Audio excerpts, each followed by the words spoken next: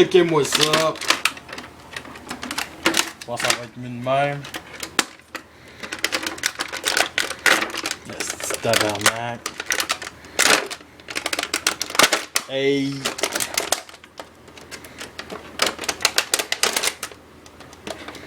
Correct.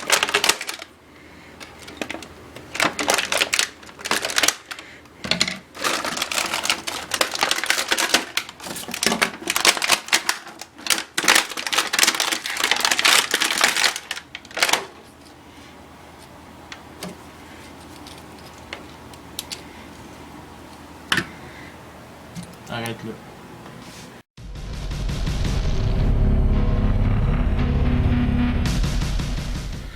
Bienvenue dans cette nouvelle revue de moi-même, Jetfire. Cette fois-ci, Sideswipe Fall of Cybertron Deluxe Class, une figurine que j'ai achetée au coût de 8,5$, qui est un genre de remodelage du Jazz Fall of Cybertron Deluxe Class que j'ai pas, que j'aimerais ça avoir. Mais que je l'aurais jamais acheté à plein prix parce que c'est un moule de base très basique. Vous avez sûrement vu des revues en anglais de jazz ou de francophone, celui de Raiden ou celui de Deadside. Là, je vais faire Sideswipe. Un personnage qui est là depuis War for Cybertron.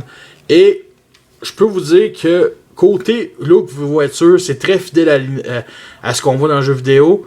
Mais le mode robot est très mauvais. C'est juste quasiment un repeint, mais avec des nouvelles pièces, qui, comme je disais, un remodelage. Beaucoup de détails, quand même les roues cybertroniennes avec des symboles rouges. Ici, sur le côté, des pièces de genre de moteur. Même chose de l'autre bord. Ligne blanche. Un peu à la Bumblebee, mais tout le monde sait que ça soit a toujours été rouge. Char Sport, signe Autobo aussi argenté. Pare-choc qui ressemble à une genre de pince. En tout cas, ça ressemble beaucoup à ce que je vois dans War for Cybertron. Fall of Cybertron, il est pas là malheureusement, il est juste un personnage secondaire. C'est le conducteur. C'est tout d'un coup, Sideswipe est devenu conducteur d'une navette dans Fall of Cybertron. C'est un personnage de troisième ordre. Je trouve ça un peu dommage, mais il y en a d'autres qui ont été pris en avant comme Jazz puis Cliff Jumper. J'espère qu'il va être là dans le troisième jeu s'il y a un jour un troisième jeu. Des petites ailes ici comme ça. Le même défaut que Jazz, les bras on les voit. Vu d'en dessous les pieds, une fausse pièce de roue. C'est vraiment mauvais pour un Deluxe. Des roues ici, il aurait pu faire comme un nouveau moule. Ils ont été très paresseux et ça c'est très dommage. Couleur ici chromée aussi, du noir ici avec un genre de grillage sculpté. Des trous en avant ici. Pour la superbe arme d'Optimus Prime qui est un genre de... Moi j'adore cette arme là dans le jeu vidéo. Je trouve que c'est une arme quand même bonne portée, longue portée. Très gros pour la figurine qu'il nous donne. Comment elle marche, c'est très basique. Ici, ça tourne, ça clique. Ici, ça fait juste comme un sniper, ça reprend. On peut le laisser de même ou on peut le déclipser. Une grosse arme. Au moins, il est pas présent dans les autres figurines. Fait que c'est exclusif à Sideswipe. Je vais vous le comparer avec son G1. Comme ça. On voit toute la différence. Deluxe de 2008, Deluxe de 2013, bon, on va dire 2012 là. Mais on voit toute la différence, la grosseur. J'aime beaucoup quand même, ça fait quand même avec Sideswipe, G1, les vitres ici. Juste le fait que les petites lignes rouges ici représentent cette petite ligne rouge ici comme ça. Des petits détails comme ça. Pas de jaune comme ces flashs ici, pas de phare. L'aileron. C'est une Lamborghini cybertronienne, on va dire. Très petit. Bien entendu, comme j'ai parlé, les lignes blanches qui n'ont aucun rapport vraiment avec le personnage. Mais ça lui donne quand même un bon look. J'haïs pas ça. C'est pas catastrophique. Avant de faire la transformation, J'aimerais ça beaucoup avoir ce Jazz. Fait que si quelqu'un en a un à vendre à 10$, je vais le prendre. Si c'est à 12$, puis même à 15$, je le prendrai pas. Ça vaut pas plus que ça, Jazz. J'aimerais beaucoup qu'il revende en Sunstriker avec ces genres de pipes. Un remodelage, ça c'est mon plus grand rêve. Sunstriker, le fait que ici, ça serait le torse, le contraire, mais bon, je penserais pas. Et bien entendu, un Red Alert avec qui rajoute des petites phares ici. Ça serait très génial. Bon, commençons en transformation, qu'elle est beaucoup, très simple. On va déclipser les bras ici. Sortir les bras comme ça. On va les remettre comme ceci, comme ça. Bon. Là, les jambes, on sort comme ça. Les roues, on fait juste les mettre 90 degrés. Bien entendu, c'est quand même du clic. Bon. Je trouve quand même la transformation assez géniale. Et je vais finir les bras ici. Les bras sont clipsés après la porte. Ok, il faut juste déclipser comme ça. Des fois, le bas joint s'enlève. Et il faut déclipser comme ça. Même chose l'autre bord. Déclipser ici. Pour les mettre. Wow. Mettre comme ça. Comme ça. Tourner, bien entendu, la roue. Même chose l'autre bord. Là, on a déjà le gros de fait, ok? Là, tout ce qui suit va être, c'est le système de genre de crinquage à la... que je dirais que c'est quand même une pièce intéressante. Bon, comme vous voyez ici, le genre de pièce qu'il faut tout clipser de même pour ressortir la fameuse tête et que la tête doit se clipser quelque part. Wow. Bon. Comme ça. Bon, comme vous voyez ici, il y a cette pièce-là que nous font juste rabattre comme ça pour faire sortir la tête. Et bien entendu, nous avons notre Sideswipe Fall of Cybertron. Yo, fusil.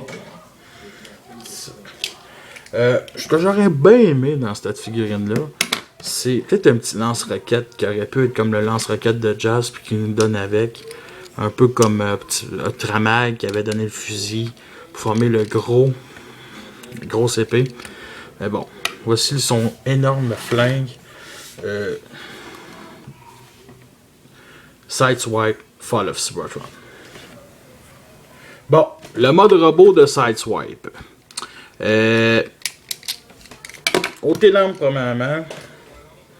Je vais vous montrer tout de suite la tête, ok? Regardez comment la tête est quand même très belle. Fidèle aux jeux vidéo, mais comparé à G1, c'est différent. Une tête avec un beau sourire. Sideswipe est heureux de tuer les Decepticons. Je suis content pour lui.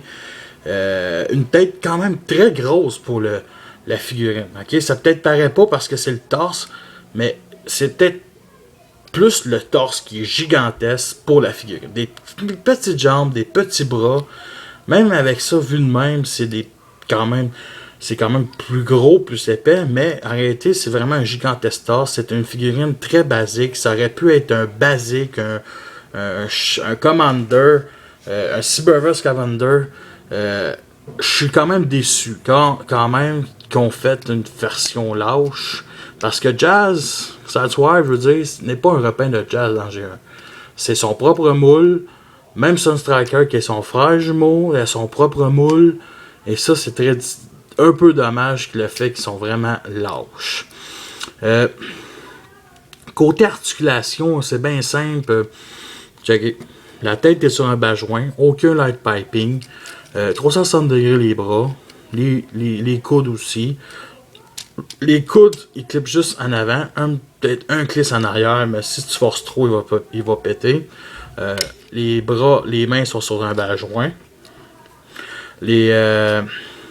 Voyons, la jambe est sur un bas joint. Articulation au genou. Et